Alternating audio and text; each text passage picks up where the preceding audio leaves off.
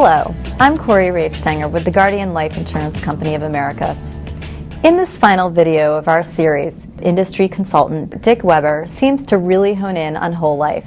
Why? Well, it's pretty simple. In the previous segments, we've been trying to educate people who are interested in buying life insurance about the variety of decisions that have to be made throughout the process.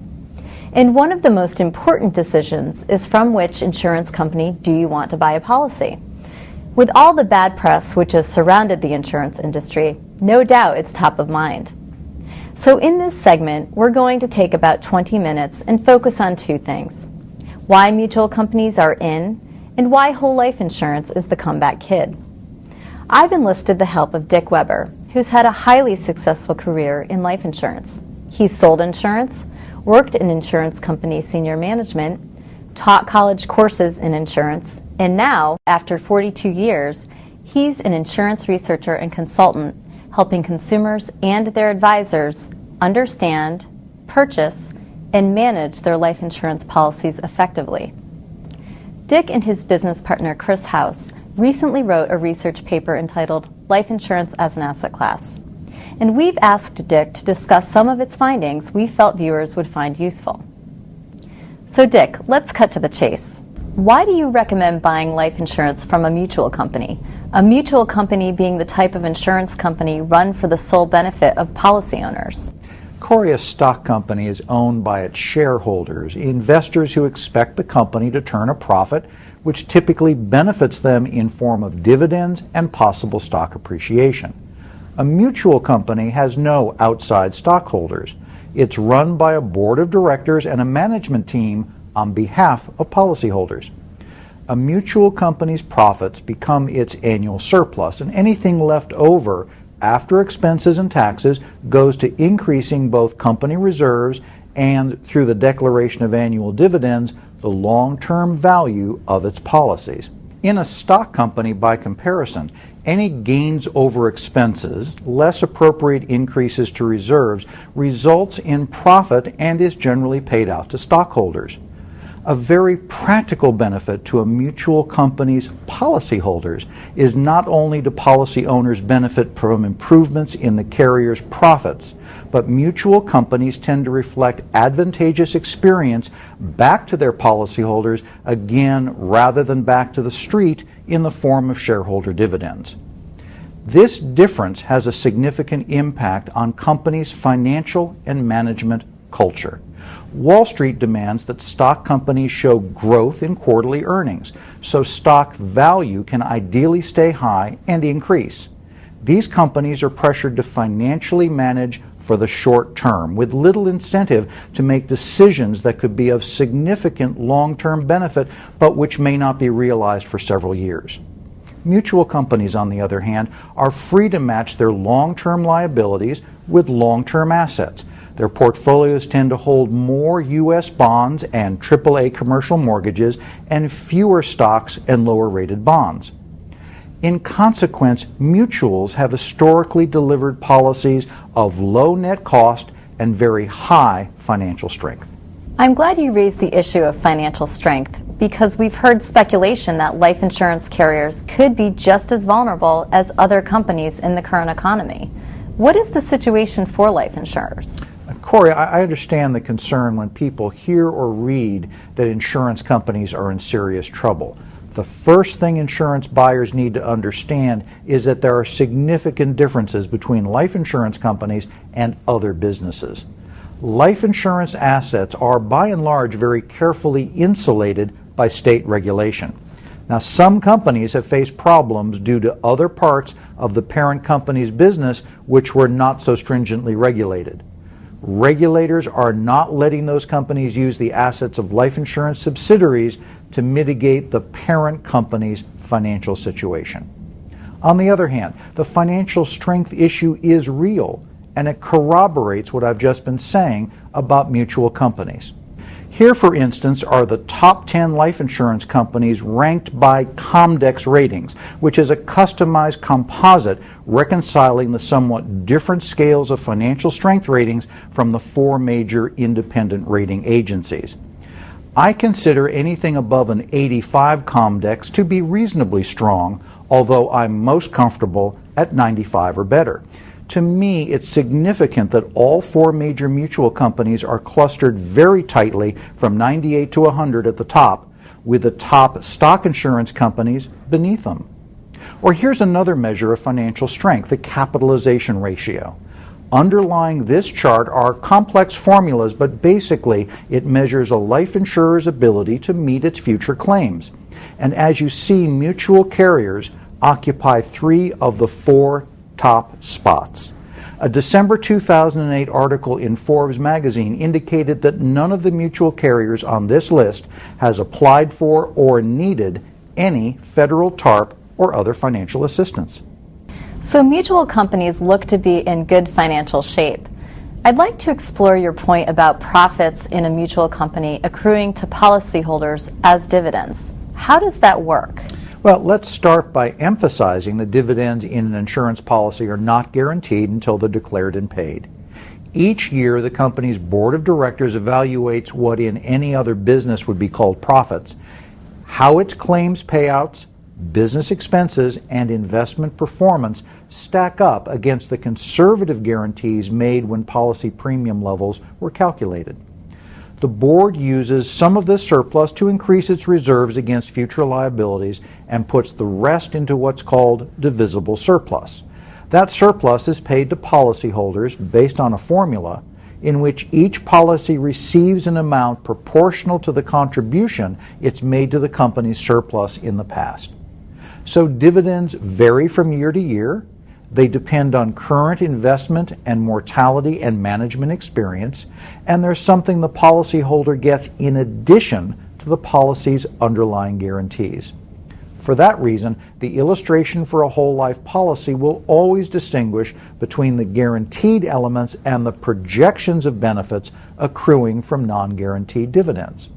That said, while dividend scales will move up and down over time, it's virtually impossible for a dividend to run all the way down from its current level to zero. Dividend scales move largely in reaction to changes in high-grade bond and mortgage interest rates, and these movements are buffered by the lag between a market change and the effect on earnings in a large portfolio. And because people are living longer and longer, death benefits are being paid out later than expected, which also adds to surplus and divisible surplus. So dividend-paying policies have generally provided greater long-term value than policies which did not pay dividends. For instance, we've looked at your company's dividend history and been very impressed with Guardian Life's ability to add to policyholder value. Here's a graph showing a 30-year history of Guardian's dividend interest rate, which is a measurement of the investment component of the dividend, but does not reflect the cost or gains from death claims or expenses. Dick, a minute ago you brought up another matter, talking about dividends in a whole life policy. What can you tell us about this form of life insurance? Yes, I mentioned dividends in whole life illustrations because whole life is often the only form of life insurance which pays dividends, even when mutual companies sell universal or variable universal life. Whole life is the oldest form of lifetime level premium life insurance. In fact, it dates back at least 250 years in the U.S. with the formation of this country's first life insurance company. In a whole life policy, premiums, cash values, and death benefits are fixed and guaranteed by the carrier. Because so much is fixed and guaranteed in a whole life policy, the company has to protect premiums and payouts very conservatively. As a result, the initial price of a whole life policy issued by a mutual or stock company looks high, especially compared to a term insurance policy for the same death benefit. But this ignores the fact that these policies are designed and priced for very different purposes and time frames. That top-level price comparison, frankly, is like comparing an apple with, well, a socket wrench. Implied in the fact that whole life is fully guaranteed is that the company has to invest its funds very conservatively. When interest rates took off in the late 1970s, with short-term rates peaking above 20% by 1980, many consumers lost interest in policies with reserves that were based on 4% guaranteed interest rates, believing they could do better by investing on their own. Whole life sales dropped dramatically. However, when interest rates came back down to earth in the mid-1990s, and especially early in this decade, whole life began to earn back its reputation for long-term value. The recent stock market downturn has certainly taught us a lesson that having all our eggs in the stock market basket can be extremely risky. Sophisticated investors are now beginning to see how strong whole life policies can be as part of an investment portfolio's fixed component, and there's been a real resurgence in this more sophisticated view of whole life.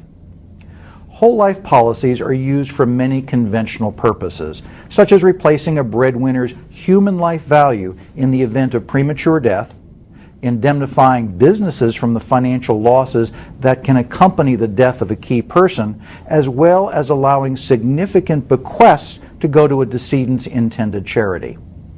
Whole life policies, because of their strong and guaranteed growth of cash values, are a popular resource of supplemental retirement income or cash for emergencies. In addition, policies are frequently used to provide liquidity for estates that owe taxes or where there's a need to equalize bequests between estate beneficiaries or to provide for dependents that may not be able to care for themselves in the future. In fact, I think it's noteworthy that many companies, especially banks, buy significant amounts of life insurance because of the positive effect these policies have on corporate balance sheets. And here we're not just referring to the ultimate death benefits, but specifically the cash values that these institutions can carry on their balance sheets. But Dick, haven't universal and variable universal policies pretty much replaced whole life over the last 20 or 30 years? Why would anyone buy a whole life policy when a universal policy has much lower premium? Well, I think we covered the essentials back in the video on Buy Term and Invest the Difference. If you're looking for lifetime coverage, term insurance is the most expensive way to buy it. If you're looking to use low-funded universal life, that's only a step up from 30-year term and is also an unlikely strategy. In fact, and I've done the research, the safest way to fund a universal life policy to assure benefits no matter how long you live would be to pay a premium that's comparable to a whole life premium. And you still wouldn't have the stronger guaranteed elements designed into whole life. Well, back in my parents' and grandparents' days, whole life was regarded as a savings vehicle, but things have changed a lot. Hasn't that pretty much vanished too? Well, certainly back in 1980, when U.S. bonds were momentarily paying 15%, I would have had a tough time suggesting that whole life should be considered a savings vehicle. But as you say, times have changed. Today, I'm getting 0.1% on my checking account and perhaps 1.5% on my money market account. I can perhaps get a 2.5% CD if I commit my money for at least a year, and I can buy a U.S. government bond for total safety, but the 10-year bond yield is only slightly more than 3%, and the 30-year yields only slightly more than 4%, and both can experience significant changes in value as market rates change. A whole life policy typically guarantees 4% on underlying reserves. You know, Corey, I had a chance to do a look-back analysis on a Guardian Life whole life policy issued in 1983 on a 40-year-old male, and which accounted for dividends actually paid into such a policy. By the time the 25th dividend was applied to paid-up additions in 2008, the cash value reflected a 5.6% compound return, premiums to cash value, with no market value adjustment. And because cash values accrue income tax-free, that's equivalent to an 8% return in a 30% income tax bracket. And this still doesn't include what we would have had to attribute to the cost of a comparable amount of term life insurance, while the whole life death benefit almost doubled in that 25-year time period. A whole life policy is life insurance plus savings, which is the root of the life insurance as an asset class philosophy. You make whole life sound so appealing. Is there a scenario where whole life may not be appropriate? Well, certainly, whole life does require substantial resources. If premiums have to be paid out of income rather than by asset reallocation, then of course you have to have enough income to meet current expenses and pay your premiums. And often young families just don't have the resources. You can't afford to buy much whole life with a family of 4 and a gross income of $40,000. My recommendation is to buy as much term as you can and then progressively convert to whole life for lifetime uses as careers and resources expand. Dick, any final thoughts about whole life? Well, Corey, one thing that doesn't get much discussion is some of the supplemental riders or options available on a whole life policy. So, for example, waiver of premium provides that if you have a qualifying disability, the insurance company pays the whole life premium for you, and the cash value and dividends flow just as if you'd paid the premium yourself. An accelerated benefit rider allows you to receive death benefits early while you're still alive if you're no longer able to perform activities of daily living or become permanently cognitively impaired. For younger insureds, I always recommend a guaranteed purchase option, allowing you to periodically purchase additional insurance even with health impairments, or if your occupation is something like hazardous waste disposal or you develop an avocation like skydiving. And if your original policy had a waiver of premium, you can exercise all of the periodic purchase options even during a disability and acquire the additional insurance without premium outlay during the course of the disability. I particularly like paid-up additions riders. The most traditional use of dividends is purchasing little chunks of additional prepaid insurance, each with its own death benefit, cash value, and dividends. With a PUA rider, I can make extra premium payments in addition to the regular premium, and they build values just as with dividend purchases. I prefer this feature to front-loading my premium in a universal life policy because the moment I make a payment into a PUA rider, all the benefits vest as guaranteed values. Finally, you can add term riders to whole life as a way of affording additional protection in the early years, allowing future dividends to buy paid-up additions to replace as much of the term as possible by applying each year's current dividend. Dick, that was a great summary and finish to our series highlighting your research on life insurance as an asset class.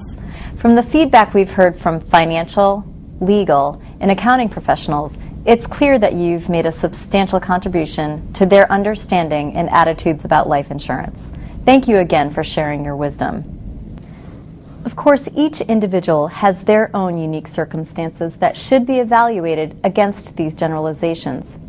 But I can say with confidence that speaking with your guardian representative will help you to achieve the life insurance strategy that may work best for you, so that you and your beneficiaries will be appropriately protected both now and in the future.